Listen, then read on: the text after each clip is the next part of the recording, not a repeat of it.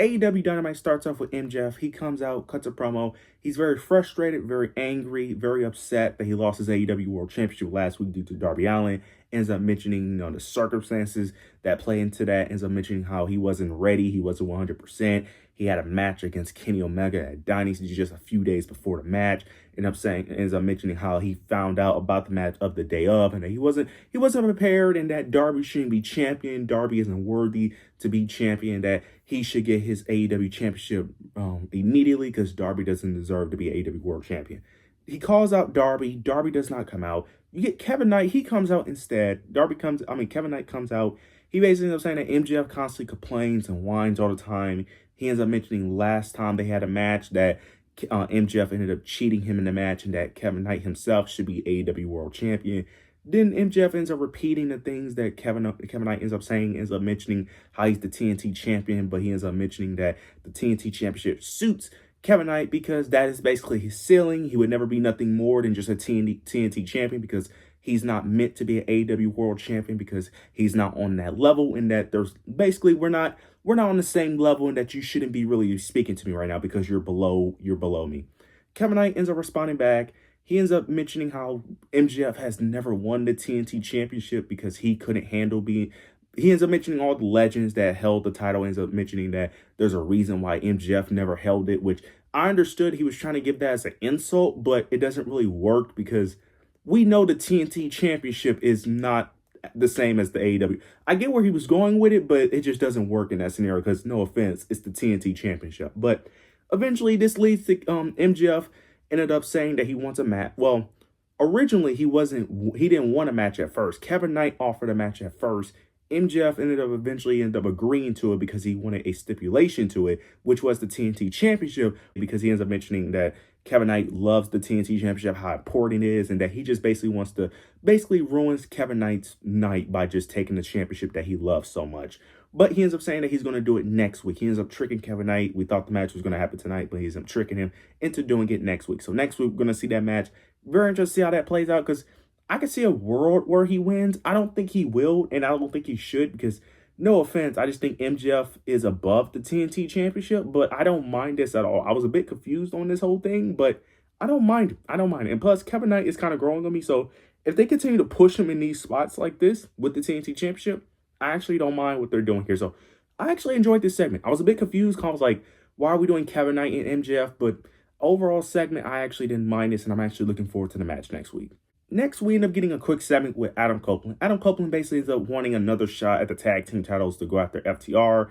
He wants, Christian and Cope to get another shot at Double or Nothing. And he ends up saying that since, he knows FTR isn't just going to accept another match because what's in it for them. So he ends up putting a stipulation out there that basically if Cope and Christian do not beat them, that they basically retire, that their careers are over, that they are retired. And I know it's FTR's gimmick, the current Legend Killers or whatever they was calling themselves, but look, this stipulation is stupid. Like, I get it, I understand it, but here's my thing. If the plan is just for them to win at Double or Nothing, why did they lose that Dynasty? Like, my issue is that this feud has already been going on long enough, and then two, they took a long break in between this feud where it's very similar to like the Becky Lynch and AJ Lee stuff, where it's like you just don't care after a certain point because you took such a long break.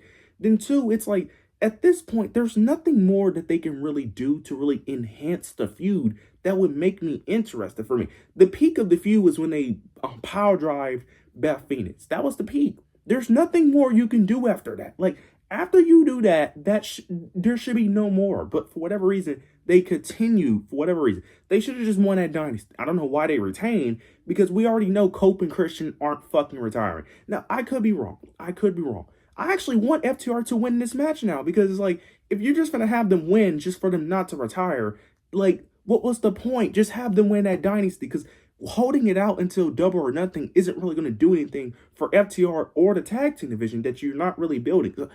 Look, the match will probably be good. The Dynasty match was good, but I'm just not excited for it because you already waited so long to actually pull the trigger on the actual match. And then now you didn't pull the trigger on them winning, but you're going to pull the trigger on them winning a little.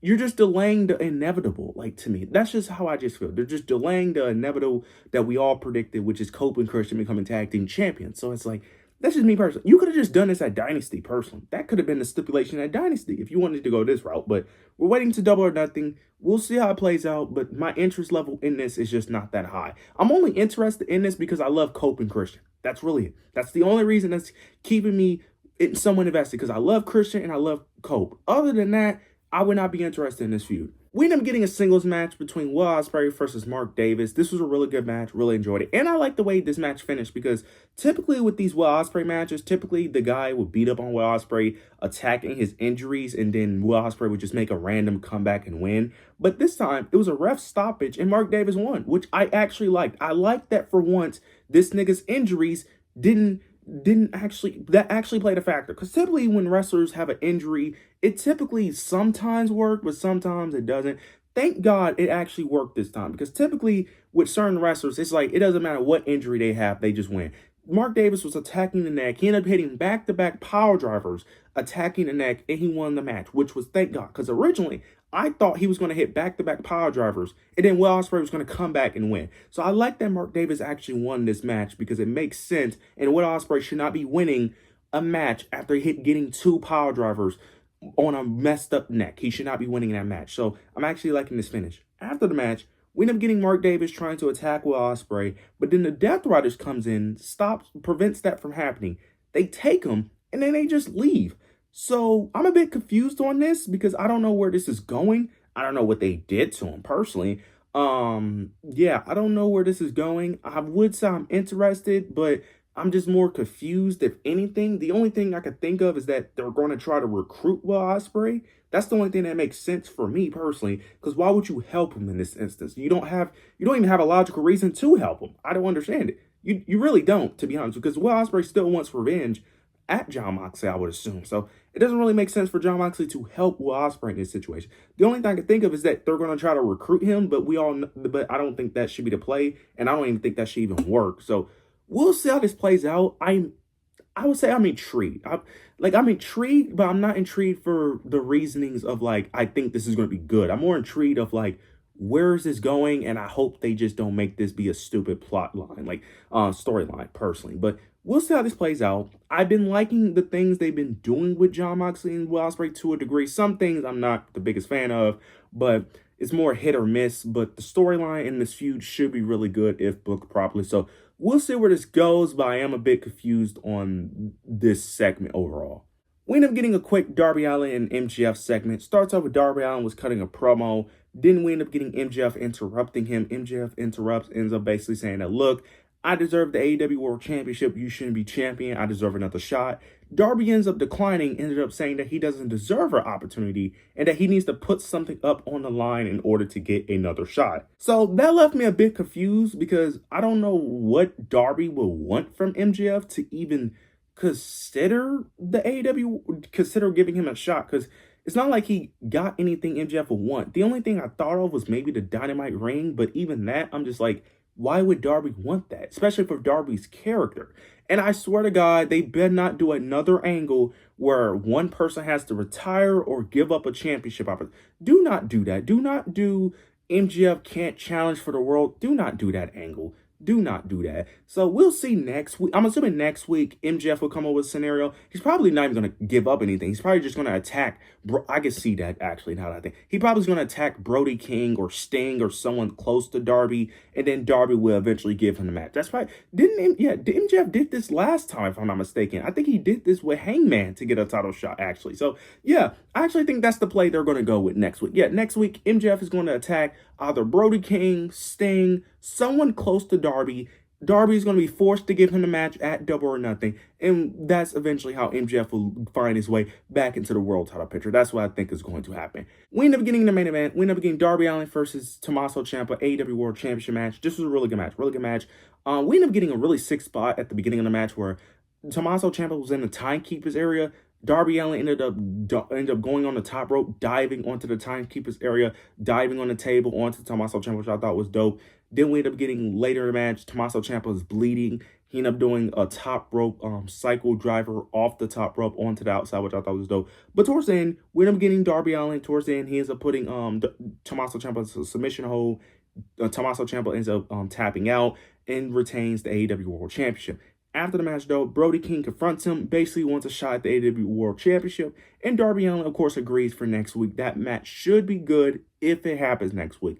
I don't think it's going to happen next week. I think MJF is going to attack Brody King, have him bleeding, and then eventually Darby Allin is going to give in to the championship match. But I will say this, though.